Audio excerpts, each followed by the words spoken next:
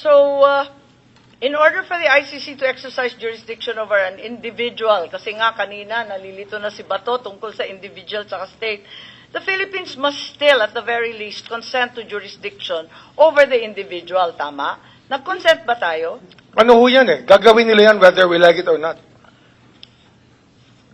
Okay. At binanggit ni Secretary Manalo, katulad ni Pangulo Bongbong, na yung Interpol ang dahilan.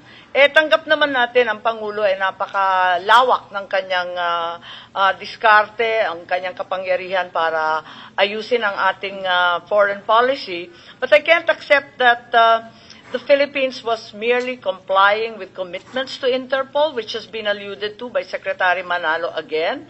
Hindi ba dapat sabihin na talaga yung katotohanan ay kahit we were assured that the ICC has no jurisdiction in the Philippines, the Philippine government chose to surrender, chose to cooperate, chose to build the case against President Duterte for the ICC and evade the Again, ma'am, I would go back to Republic Act 9851, which recognizes international tribunals. Yes, pero nahihilo na po ang buong sambayanan. Sabi ng Pangulo, Interpol, sabi rin ni Secretary Manalo, sabi ni And the Interpol, ma'am, I was one of the first persons to say that the Interpol would play a part with whatever problems there would be with the ICC. Ang naalala ko po si E.S. Bersamin din na nagsabi. Before the ES said that, I said it already before. Ay, ganun ba? Okay po. So may Interpol. Pagkatapos, maliwanag sa certification ni Prosecutor Fadulion, Rome Statute naman ang kanyang ini-invoke.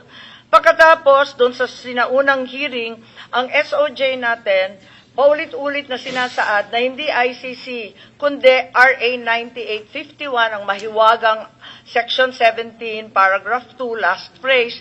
Tapos sabi naman, na iba na naman, naging IHL. Kahit wala namang gera. IHL and 9851 I use in the same light, ma'am. Kasi that's our version of international humanitarian law, which is Republic Act 9851. Naku naman, paano naman naging customary pati jurisdiction at procedure? Hahayaan ko na lang. Pero sabi rin, walang jurisdiction ng ICC, pero may jurisdiction sa individual at sa krimen. Naku, parang panloloko na to, hinihilo na po ninyo kami. Gulong-gulo na ako eh. Ano ho to eh? Hindi sana magulo to. Kung nag-withdraw tayo sa ICC, nirepeal din natin noong 9851. Hindi ho natin nirepeal eh. And it's supposed to be a companion bill. Kasi nauna pong i-pass ang Republic Act 1951 bago po tayo nag-accede sa ICC. Which means talagang yung naging basis po ng ating accession sa ICC ay 9851. Pero ang problema ho, nung nag-advise po kay President Duterte na umatras tayo sa ICC, hindi po binigay yung advice na i-repeal din ang 9851.